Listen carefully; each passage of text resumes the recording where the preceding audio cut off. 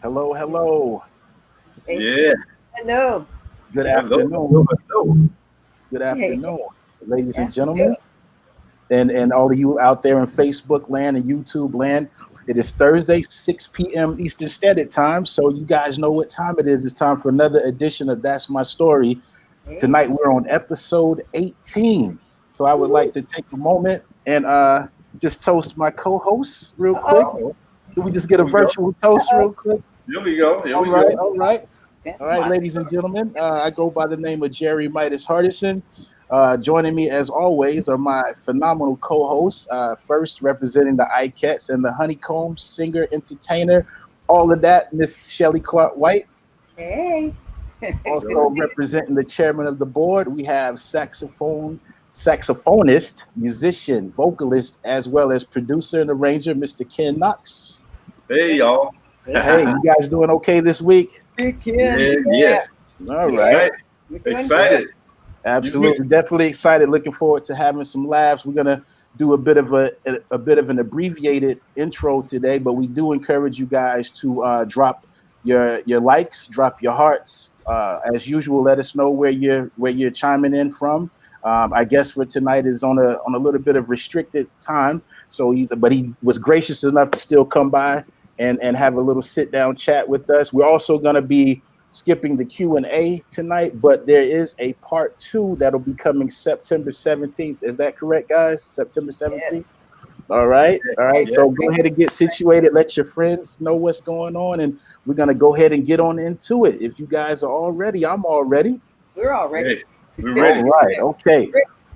All right. Well, ladies and gentlemen, without any further ado, I know you guys have been anticipating this all week, just like we have.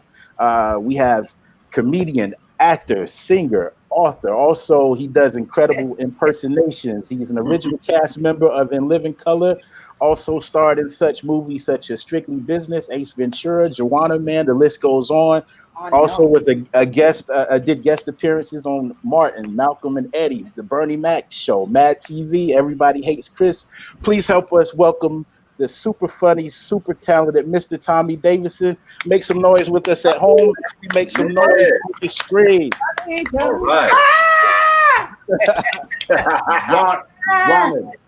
Welcome. Young man sailing free, but experience with love of a real expert. What is it now? But I'll accept. But I'll accept. There it is. Okay. A young trainee. Oh. Well, now you have to do. Give me just a little more time. Yeah, do that. Just a little more time. Oh wow. Oh, yeah. Okay. He knows it. Tommy's on it. That's awesome. Well, Tommy, we welcome remember you. where I was when that song when One Ad came out. I think it came out in 70 or 71. Something maybe like 71. that. Maybe 71. Yeah, I was next door. We lived in a project and next door to me, these black girls just had moved in, and they had a record player, and they had all the brand new records. So, they had a lot of roaches too. So I would go to the house, and I would listen to all the hot stuff that came in, and I was there when they brought that home. Wow. And I was like, woo! Oh my goodness. Yes, indeed. Yeah. Oh my goodness. Yeah. Well, thank you. Thank you for being girl, being on the show. I never expected to ever meet her, but we're the best of friends, Absolutely.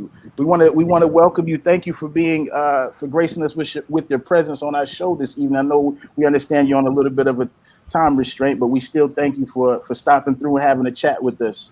I thank you guys, man. Thank you guys for working with me, and I'm looking forward to the next one where we can get into the second chapter. Yeah, and hopefully we can get those questions and answer. For sure. And like I told you in the virtual green room, I grew up a big fan, so this is indeed a pleasure to have a chance to have a chat with you today. Yeah. I'm in. Yeah, yeah. So we like to ask our guests at the beginning of our show, being that we all are entertainers, and this show was actually birthed out of being on quarantine due to the fact that there's a pandemic going on. Yeah, there seems to be something wrong here. Yeah, so we just want to ask you, how have you been spending your time during the pandemic? Since in the entertainment industry, we've had to kind of scale back a little bit to what we're accustomed to normally. Yeah, I've been spending a lot of time in gratitude. First of all, to have something to fall back on, to have enough of what I need during a time when people don't. Great point. And I can actually be in my own home and do some of the things I never was able to do because I worked so much. Absolutely. So and I can develop. I've been developing my stuff. I've been developing my own material. And I've been able to spend a lot more time with my children, my wife. It's a good time for me to be home. Yes. Even though I've been reaching out and doing small shows here and there. It's a good time to just really get a firm feel of how lucky I am. Right. No, I agree. That's a great perspective to have. That's a great perspective to have. So that's great. Now, you were born in Mississippi, born and raised? I was born in Greenville, Mississippi.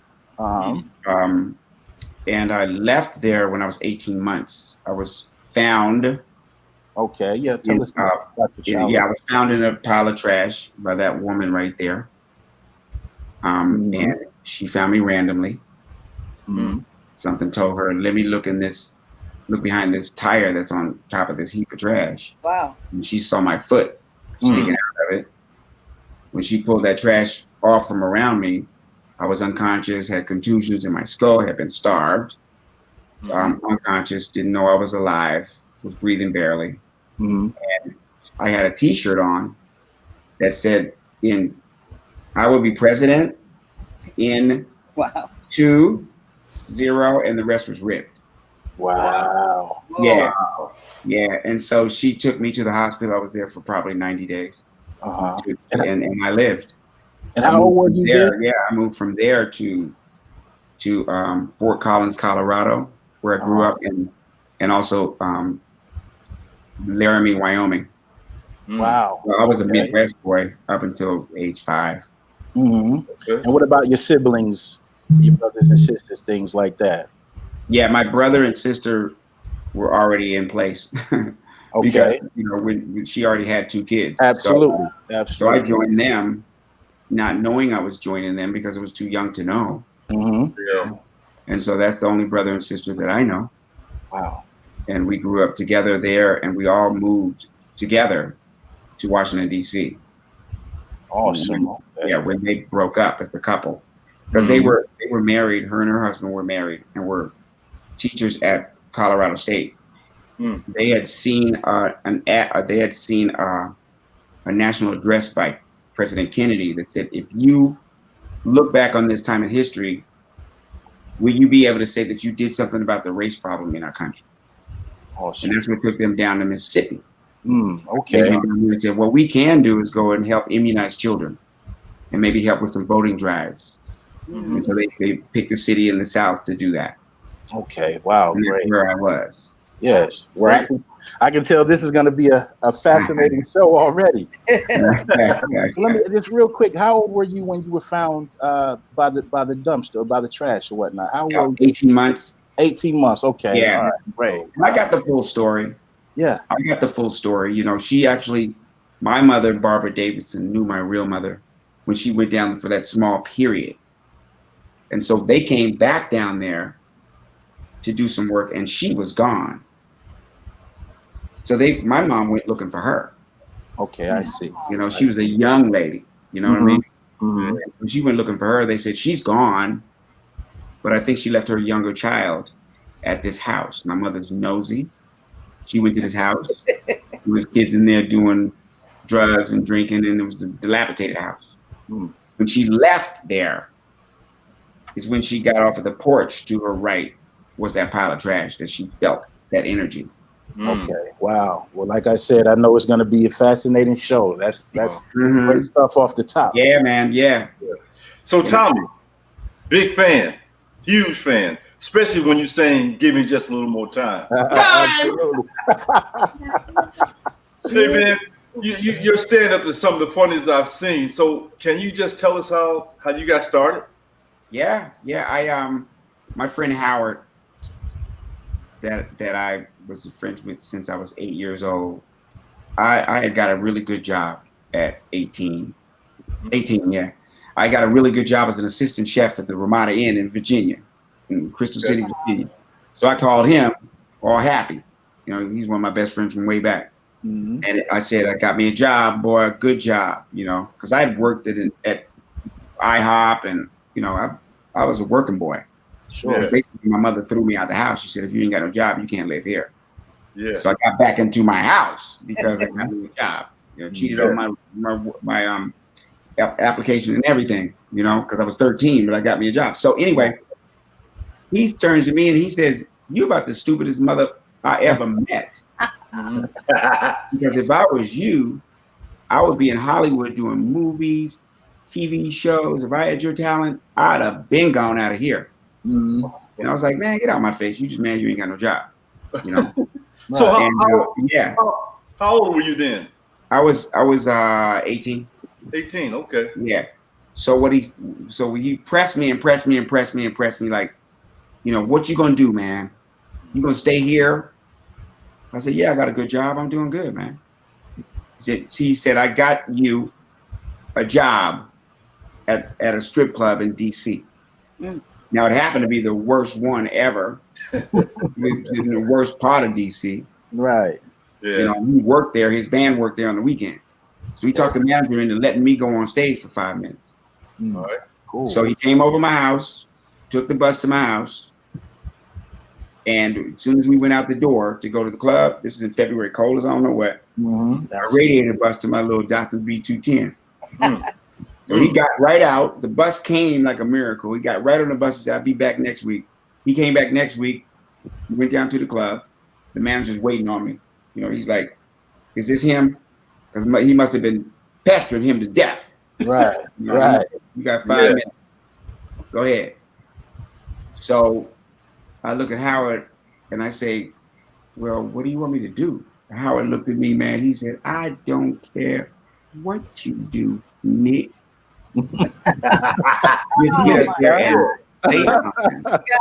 Just say something. Yeah. And from the first time I said something, people laughed. Oh, Awesome. And and fast forward, I'm talking to y'all now. That's how it went. Yeah. That's how it went. wow. It was like a rocket ship. I can imagine. Hey, you were ready though. So, still while you were young, you opened up for such acts as Evelyn Champagne King, That was the key. Taylor Bill, Freddie Jackson, Kenny G, and Melba Moore, Yes. who will be on our show. I know. I know. Yeah, absolutely. I love that girl, man. Yeah, man. I'm a huge Melba Moore fan, boy. Let me tell you, all the way back from Pearly. Yep. Oh. Yep. Yeah. Well, how was it opening for these acts? That way, it was natural. It was natural. It was key in my early success because the word got out that there's this new comedian in DC. Oh, So all the promoters, all of the people started coming. You ain't never seen a packed house like that ever. Awesome. You know, and one of them started putting me on concerts because I did singing impressions. Okay. So you know, I did Lou Rawls. You know, you'll never find ding ding ding ding. A head as big as mine. So I mixed the comedy with the singing. Yeah, nice. You know what I mean? Lionel Richie, still on down the line because it's funny how the time to go because my wife just broke my nose because she caught me again. You know what I mean? So I do all these impressions that went, and plus I do the singers of the time. You know, Freddie, some things that I like to say were sometimes get in the way. you know. And so I do these impressions. So yeah, he put me on all the shows with artists, singing artists. Makes sense. So I'd be able to do comedy and do my music in front of the right audience. So they started taking notice. Freddie Jackson, matter of fact, I saw Freddie Jackson in DC with Melba Moore. He was a background singer. Wow. okay, And we met, you know, and he said, and I was a comedian on the show. He said, I got my own album coming out. You should come up to New York and do some background. Well, I ain't know him, you know. I was like, I don't know. So he comes back through DC the next year, and I'm on the show with him.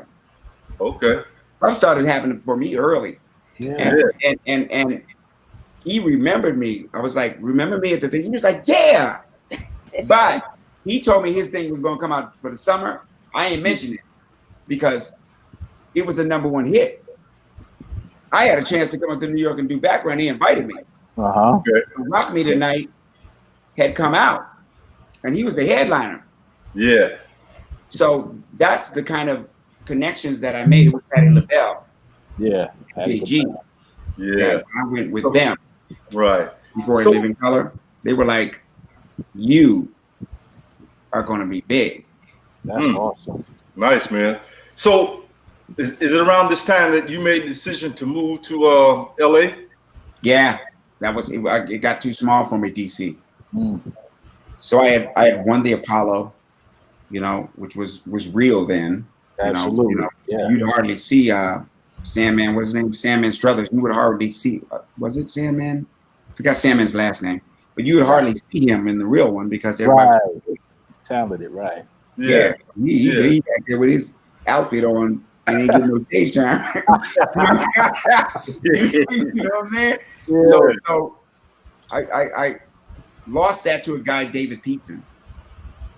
But in the interim, I was so outstanding or such a standout as a comic that Apollo wanted to sign me to this big contract with them, Percy Sutton and his whole crew. And I got lucky because I met a young attorney who really had stars in his eyes and said, you can do anything you want. You can write your own ticket. You can be a film star. You can be whatever you want to be. He said, I tell you what, if you let me take you to LA for a week and take you around to all the clubs, if you feel good about it, I want to manage you. I was like, a free trip to LA? Sure. I went and went to all the spots. We couldn't get in at all the white clubs, but the Comedy Act Theater was there. Okay. And that's the hot spot for every comic that you know, hosted by Robert Williams. And I also went to Marla's Memory Lane. She had a guy named Mohammed. He emceed that, you know. And that's the first time I started even knowing about LA. But I turned it out. Nice. I turned it out. Out. Okay. We're gonna move back there, and we did. Nice. Awesome. So is that when you ran into Eddie Murphy? Yes. Yes. On that run. When I got back, the only place I could play was the Comedy Act Theater. Okay. You know, but Eddie was playing the Comedy Store, Main Room. I mean, Eddie was the hottest thing smoking at the time. Trust me now. Yeah. And so, you know, I was starting to make some noise in the clubs around. And it was in the Comedy Store, basically about 3 years after I hit the deck in town, that I ended up on the same stage as Eddie at the Comedy Store, him and Richard Pryor. And I was, you know, they called me and said, you got the main room with and I paid my dues for 3 years to get the main room. Nice. So they told me, you in the main room with Eddie Murphy and Richard Pryor. I was like, cool. So, what time you want me to be there to introduce them and all that, you know? And they were like, no. You were on stage with them. So Friday, there's 2 shows. Eddie Murphy goes on first. You go on second. Pryor goes on third. Then it's the opposite of that, the next show. But you're in the middle. And then you got 2 shows on Saturday with the same order. You know, and I go, damn.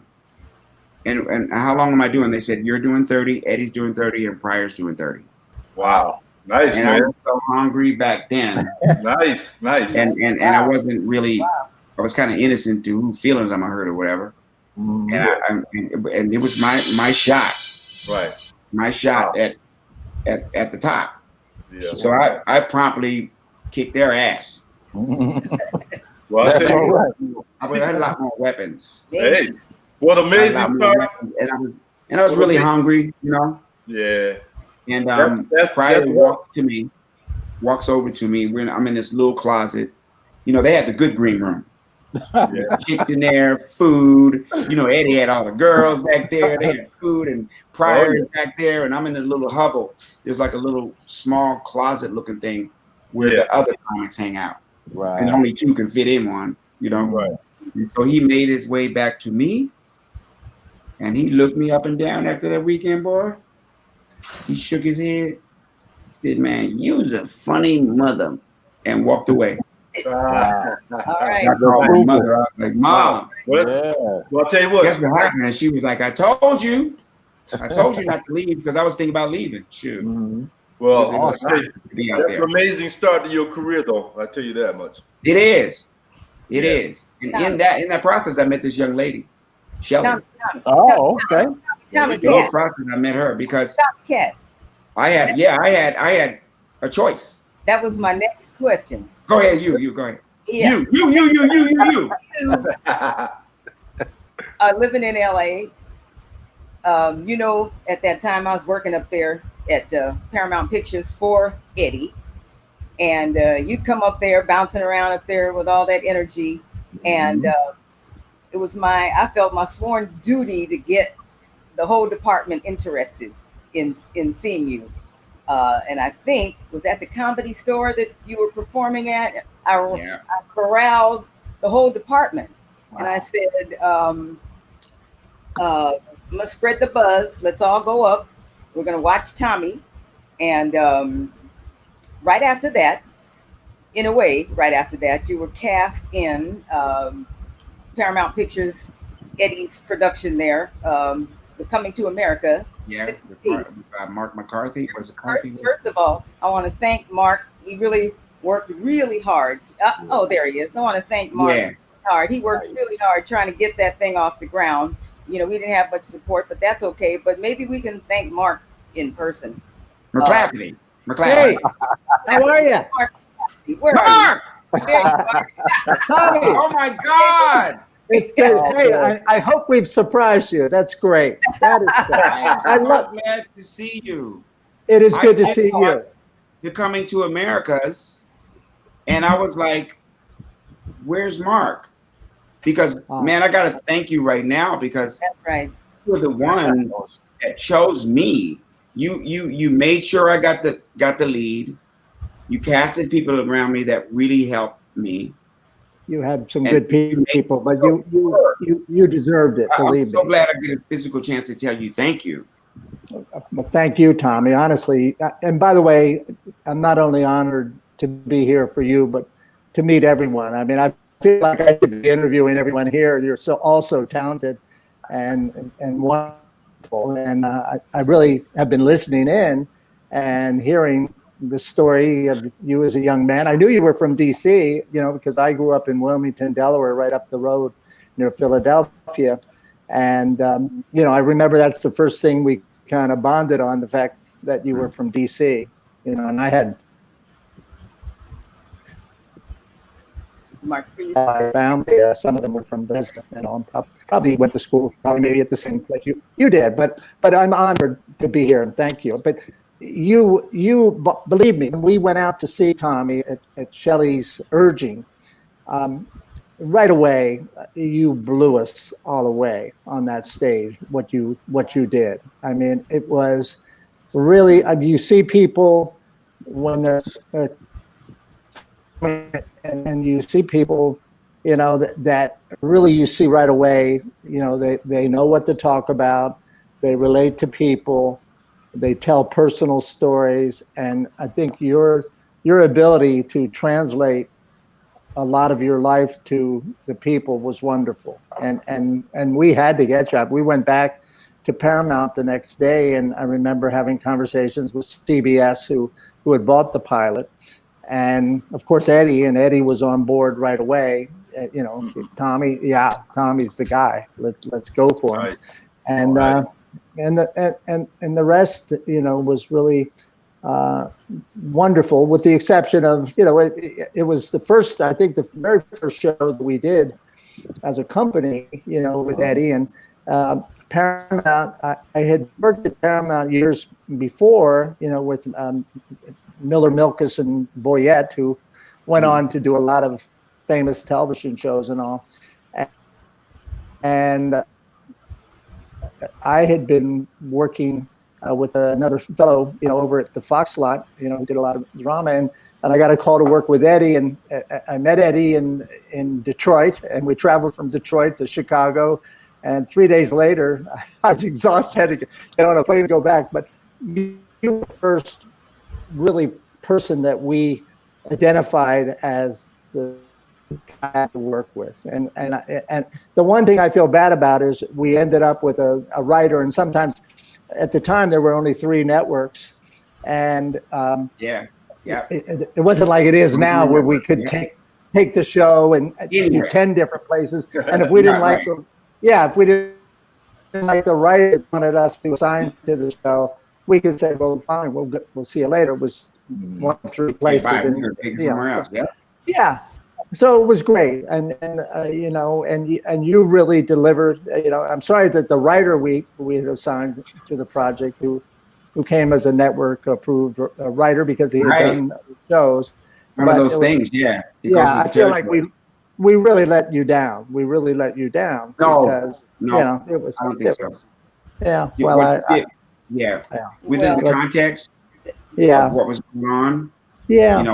What the networks don't give you, the production companies, is they don't give you an opportunity to produce the show the whole way. Now that I know the business, the whole way through, pick the right writer, and this, because Paramount has contracts with showrunners. Exactly. They do. And they fulfill a contract with them whether they're a mix or not. Right.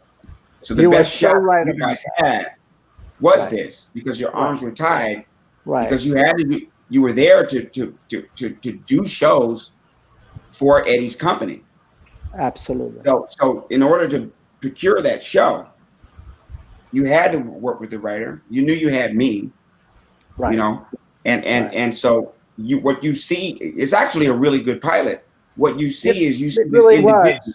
It was great. I think if you had a writer who understood all about you, everything, and had sat down with you and said, Tommy, like we're doing here today, all of us, and finding out about, okay, tell me about your upbringing, tell me about you. I think we could have brought a lot more of you to the show. And really, the funny thing was, you were doing a show obviously based on a very famous movie, so it was harder on you than perhaps anyone, to do that.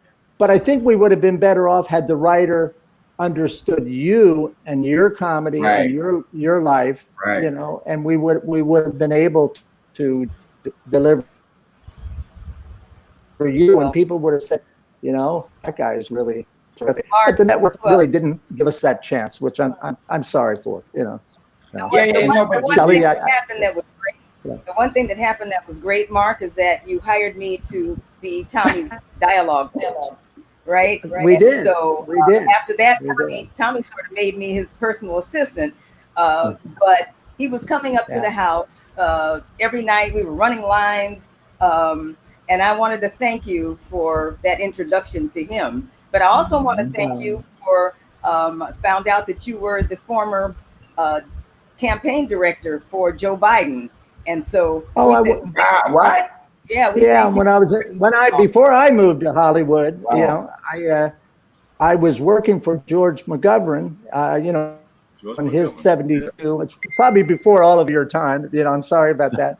But I was working with George McGovern, traveling around the different states, Milwaukee and New Jersey, and they put me in charge of running parts of each county and things like that. And I went back to the convention that year, which was held in Miami, and I grew up in Delaware, as I said, and in college I was president of the student body at the UD during Vietnam and all that took place with Vietnam. And Joe and his brother kind of knew who I was, and when I saw them in a room with happened to be with a writer from the Washington Post, and they asked me if I'd come back to Delaware and become campaign director for Joe's initial campaign, which I was thrilled to do. Thank you. And I'm so happy, believe me. I'm so pleased. I don't know how you feel about him personally, but he's a terrific man and a nice man and a humble man. And I think he would be good for our country. So I wish him the best and hope he succeeds, because God knows I believe we really need him. I do. So. Well, Mark and Tommy, we're going to go to a video clip right now of the infamous Coming to America TV series, Prince Tariq. Tommy is going to look at it. All right.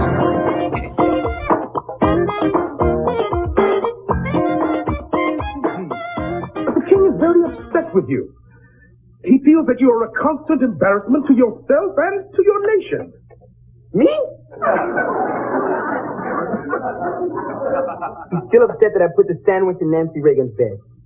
Did you see how thin she was? She looks like a pet dispenser. Big old head.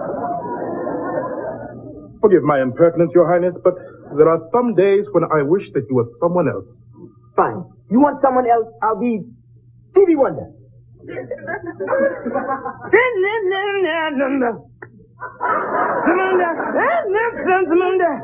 going back to Zamunda.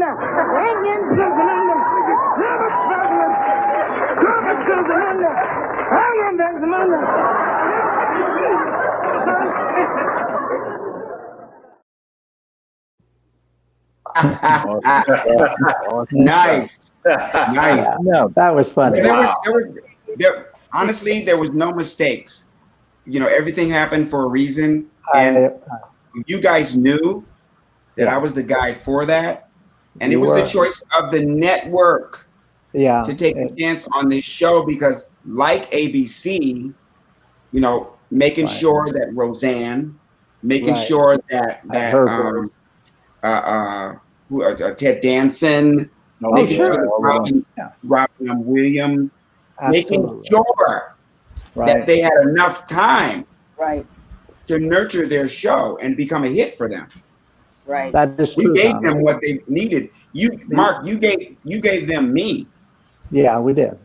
And then you went on and had such great success. I mean, believe me, we knew what we had. We knew what we had. We really did. We still have it. I know that. In this world, to be right here talking to each other right now, gives us the future unlimited, as long as we know this is the last thing we have until tomorrow. That's for sure. That is for sure. The reason that came out of my collaboration with you and Shelly was watching you guys in the business, because I came into the business. I came into that business not knowing it. But then, Mark, every day you come in with a crisp white shirt on. Man, I haven't lost it yet. Man, you ran that office, and you're just a guy who's earning a check, making a living. Shelly, I had no idea Shelly was married to Verdine. Shelly is holding it down for her husband. You know what I mean? She's got a kid of her own. Right. We're all together paying our bills. Right. Absolutely. You know what I'm saying? And that's what it's all about, to be able to get here. Well, it was a beautiful time. Believe me, I look back at those days, and I worked with Eddie close to 8 years, and they really were some of the best times of my life. It was a beautiful time. And I must say, he was a terrific guy to work for. I loved working with Eddie. Dude, Eddie, he was straightforward with me, and always, when I went to Eddie and I needed something, Eddie was there, and it was a pleasure really to work there, and I look back, as I say, very, very fondly on everything, you know. So It was a great great. time. It was a great Nice. time. You And guys also have men Shelly, playing. yeah. Thanks Well, we had a again, good Mark. time. We had a great staff. There was Shelly and Clint and Mark, who grew up with Eddie, and together we all decided, like, hey, we're going to do this together, and we did, and we had a lot of success. Absolutely. Don't forget Fruity. Yeah. And Ray Jr. Yeah. Yes, indeed. Hey, I Shout don't want out to to all of them. dominate your Oh, interview. No. Yeah, This we're is gonna wonderful. We're gonna pass it to you, Midas. But yeah. Go ahead, y'all. Go ahead. What's up, Shelly? before we let you go, tell everybody what you called me every day for 5 years. Shelly Verdine Clark White, and I greet her every day. Shelly Verdine Clark White, how you doing today? You know, and I still call her that every moment. Shelly Verdine Clark White, man. and Okay, I love, you know, Verdine's a great man too, and wonderful person. I love having my friendship with Shelly and Verdine. Thank Love you. you, man. Appreciate Thank you you, stopping through. Oh yeah, Stay in good. touch. Stay in touch. All the Stay in best. touch. Peace. Shelly, yeah. All right, Okay. see you. All right, man. All right, Tommy. We know you're on a bit of a time restriction, a time constraint, I should say, due to having another obligation after you leave here. But we're gonna try to get into a Of few course, more we're things. here. I'm here. Yeah. Now, you also auditioned for A Different World at one point. Is that correct? Yeah, that's when I was about to go home. You know, because with A Different World, I believe A Different World came after Coming to America. Okay. And so between that time, this was the biggest show that could possibly be. Because Cosby was on the air and was the king of NBC. Mm-hmm. So, and plus, Spike had lit the fire in film. So what happened was, now hip hop is starting to emerge in a new Hollywood. That's true. So we're starting to get a convergence of Black college in Hollywood and their influence. Right. So what better situation could I be in than be the lead in a sitcom about a Black college, right? Mm-hmm. Yeah. On NBC, following the #1 show. Mm-hmm. Yes. So I did everything I could. I went in there, cast it. I busted my butt. It came down to me, Alphonse Ribeiro, and Kadeem Hardison. Wow. Then I came back. Alphonse wasn't there. It was just me and Kadeem. And so we went in and out of the room. Finally, when Kadeem went back in the room, everybody started yelling and hollering and screaming and hugging him. And I had to guess. I guess I didn't get the part. Uh-huh. You know what I mean? And I took the daggone bus home. Mm. You know, so that was like, I was like, man, I forget about all this, you know? Yeah, but that's back home. I had a good job. I had 2 cars. It was like, I don't know about this. Right. You know? Yeah. Now, And that's when In Living Color came. So you never know. Yeah. You never know about this. Absolutely. You see what I'm saying? Yeah. I So don't think I knew. But I ain't know nothing. Right. So you what was can't get what's next. You can't get what's next if you're going to be the one knowing what's next. Because if you put it just to me, I ain't got enough. You know, I ain't got enough scope. I feel you. So is that what was in the mailbox when you got back home after that audition? $20. My mother had left me $20 and in an envelope. Yeah. And and in her note, she wrote, I know you need it. And don't leave. Because you know I was planning on leaving. Yeah.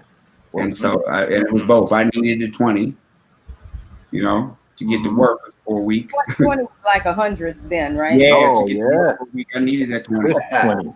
Yeah. You know what I mean? To get to work. Yeah. And so I just really went hard at stand-up, and I just retooled myself and just said, now it's all about stand-up comedy.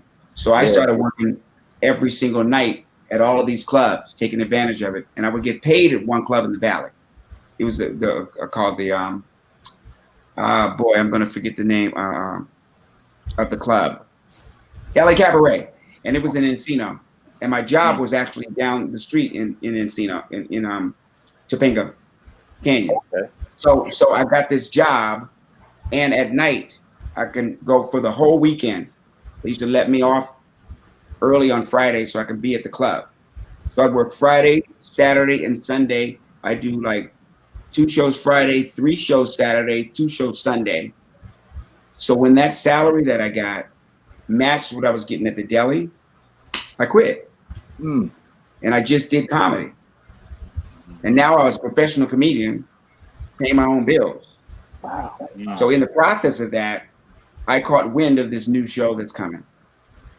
And I didn't want to go through that audition process no more. All right, I understand. It hurt too bad. Well, going back to the money in the mailbox, I mean, that sounds like something that my mother would do. So we definitely got to thank God for our mothers. I shout out to my mom that's watching. She's usually on every week. So as you say, you only get one. So you got to be thankful for your mom. You know? Yeah, man. And the Wayans lost their mom. Father's Day. Okay. And I know she was an integral part of their lives.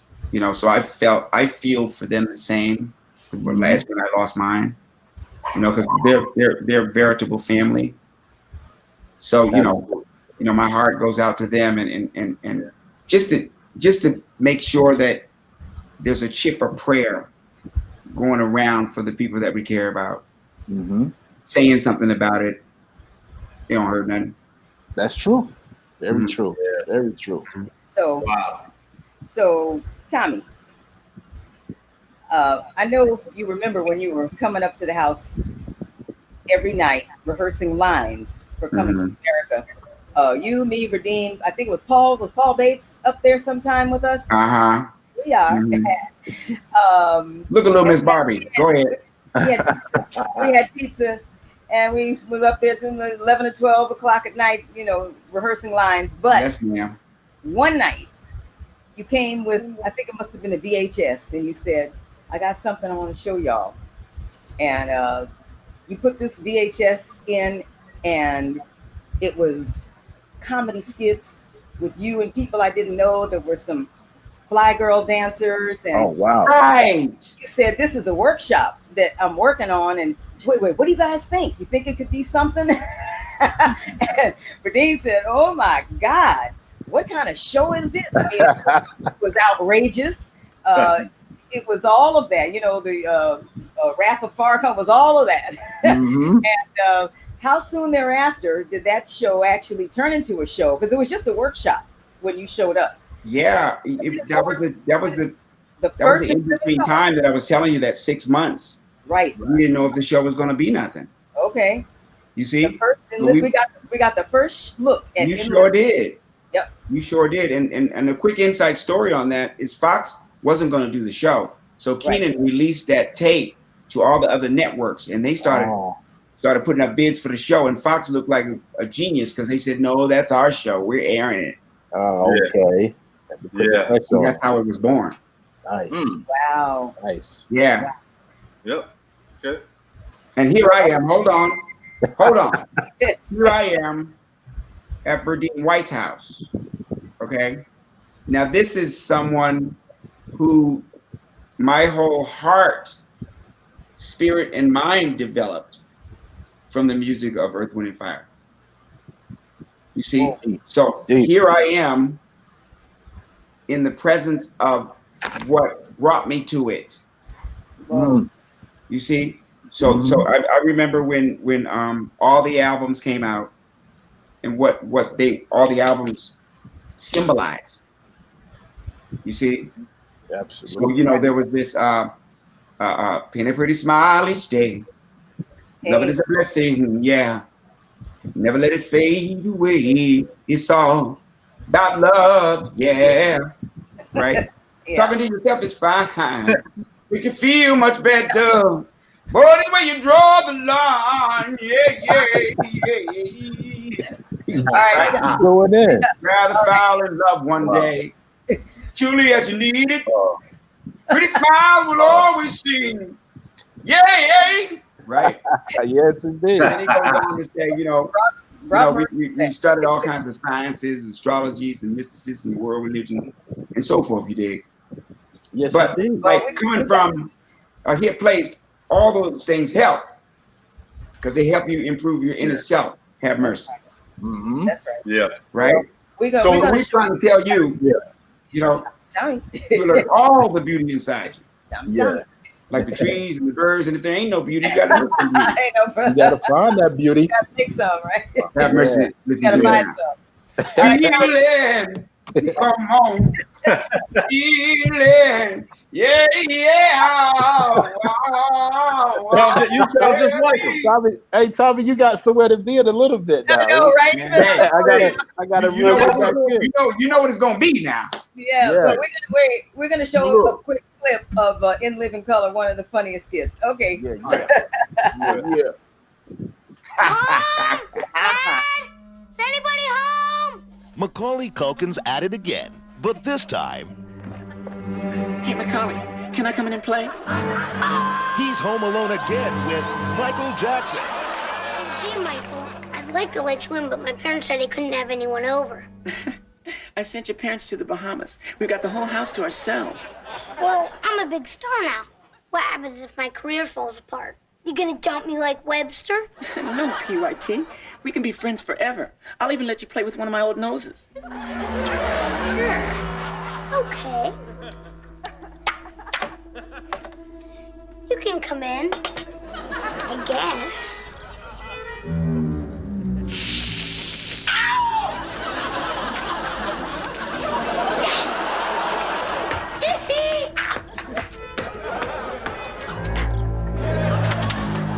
Let me in. I've got some naked pictures of my sister. Who doesn't? Why don't you just beat it, Michael? Hey, that sounds like a great idea, Macaulay. I'm hurt there. Hurt there. Hurt there. Hurt there. Yeah. Come on, Macaulay. Open up. I'll let you play with my monkey. Or better yet, we can blow bubbles. Okay, Michael. If you really want to, come on in.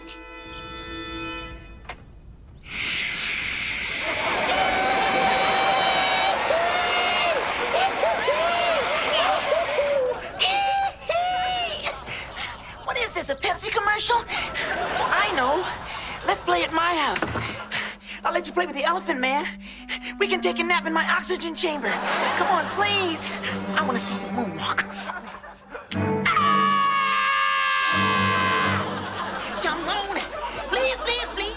Home Alone again, coming this holiday season to a theater near you.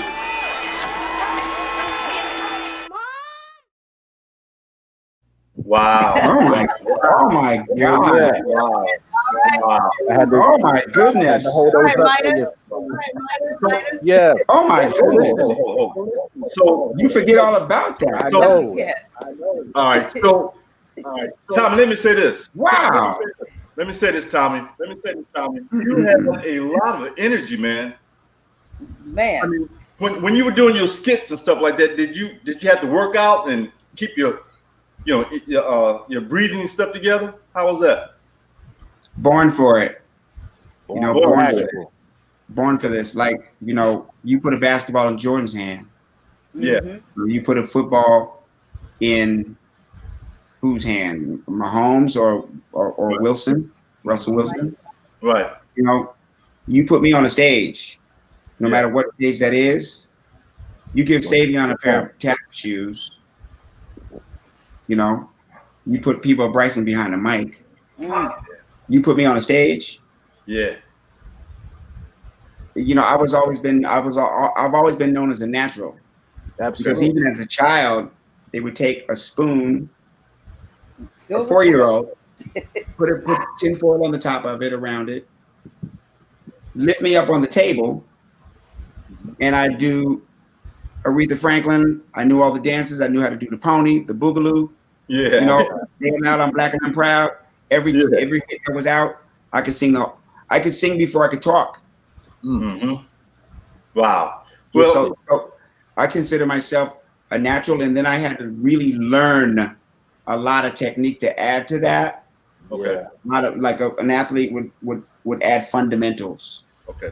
Hey, Like, so for lack of a better example, or a good example, Shelly, you ain't here, but Verdine's a great bass player, but because he works so hard at being a bass player and knowing everything there is to know what that instrument can do. He flew himself. You see? And it's the same rudiment. The same rudiment just works across the board. Yeah. You know, us as black folks, we're born with that. Right. Once we find that talent, we're going to excel. You're a boxer and karate. You have energy for all of it. I got into martial arts when I was really, really young, and that kind of was a natural for me. I got my ass whipped a lot, but you know, that's all right. Yeah, but you know, we're winding down. Where that came from. We're winding down the show. Right. Yeah. So, Tommy, where can we find you or your social media links? I'm the Real Tommy Cat on IG. That'll lead to the rest of my links. I don't really get on Facebook that much. Right. It reminds me of the bathroom stall. Yeah, anybody can write something and everybody has to read it. Yeah. No doubt. This is on Amazon now. Yeah. Okay. Nice. And that'll go over the book up. We got all the links up. There's all the links. There it is. Check the book out, folks. Yeah. We got the book. We got the chapters as I need to do. Living in Color, Tommy's book. Yep. Everybody go get it. I read it in 3 hours and almost went blind. but it's a great read. It's a great read. Yeah, definitely. There you go. There you go. Nice. Yes. Fantastic. Well, we're at the time of the show where we're supposed to remind everybody to tune in next week, and we are going to have the fabulous, amazing guitarist. Look at you, Eric Bryce. Bryce, guitar player with Chaka Khan, Stephanie Mills, the Clark sisters, Fred Hammond. Who'd I leave out, Ken? Oh, that's a lot. That's everybody. Aaliyah. Right there. Yeah, I throw Aaliyah in there. And we have to remind you to come over to Celebrity Shout Outs and click on one of the celebrities and let us do a shout out for you. We'll shout out anything you want. You want to divorce somebody, we'll shout that out for you. You don't even have to say it. Let us handle it. There you go. And now a word from our sponsor, Celebrity Keep that down around here. Yeah.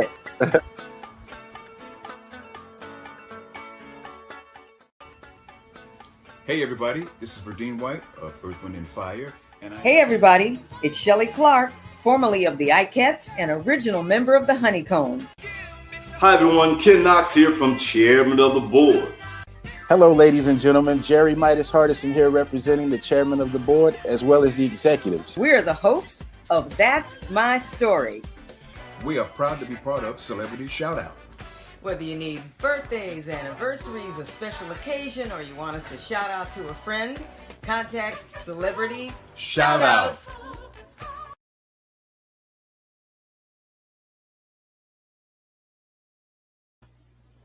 Yes, indeed. Nice. And ladies and gentlemen, we are omitting our Q&A portion of the show tonight. Tommy has another engagement to get to in just a little bit, but we will be doing part 2 September 17th.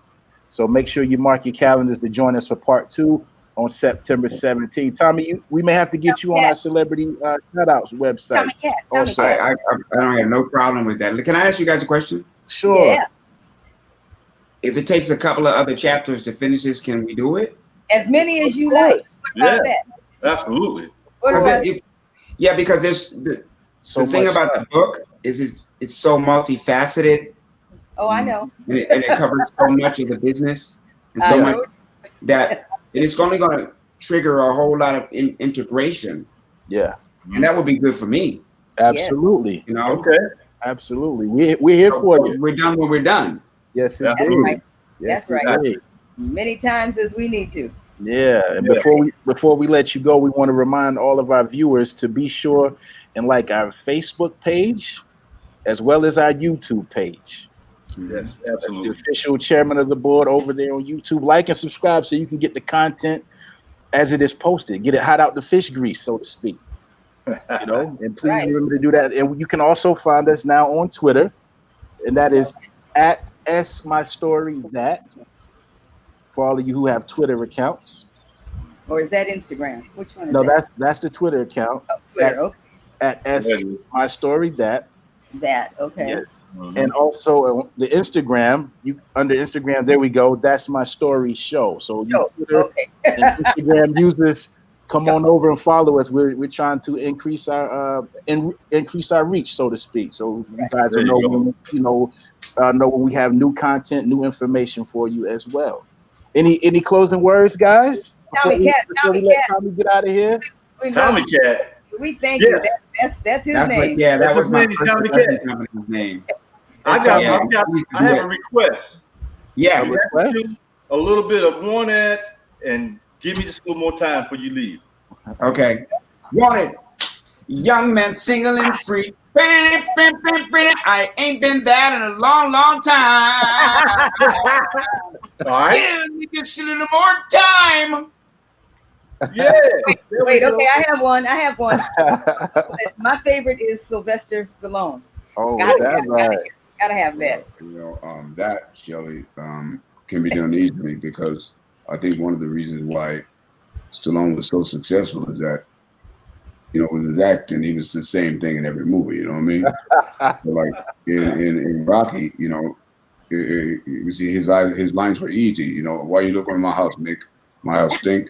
All right, stinks, Mick. All right, stinks, Mick. I never asked you for no favor. You want to fight the fight? I'll fight the fight. We'll be there. You got him down pat. Wait, one more. Sammy Davis.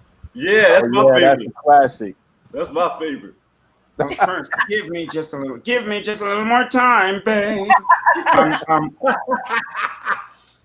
I'd like to just close this thing by saying to all of you, and hold on, Shelly, because the marble got to come out for a second. There you go. I want to build a mountain from a little hill. Want to build a mountain, at least I hope I will. I think Shelly's Yiddish too. I want to build a mountain, gonna build it high.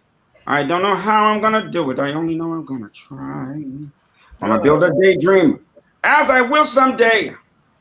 And the Lord sends Gabriel to take me away with a fine young son to take my place.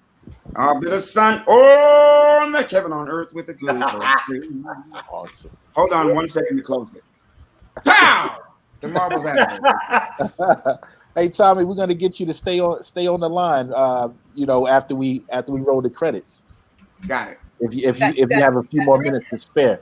We got about 2. Okay, 2 minutes. Listen, ladies and gentlemen at home, we thank you so much. We apologize for an abbreviated version this week, but again, September 17th is the part 2. Thank you guys so much for following us every week. Go over, like, and subscribe. Shout out to Tazz Cole, the producer. Yes, shout out to Tazz. Yeah, shout out to Tazz, our producer. Yeah. God bless. Peace, love, you guys. We'll see you next week when we talk to Eric Bryce. And then again, part 2 with Mr. Tommy Davidson, September 17th. God bless you all. That's my story. I think we out of here, folks. That was so good. Here we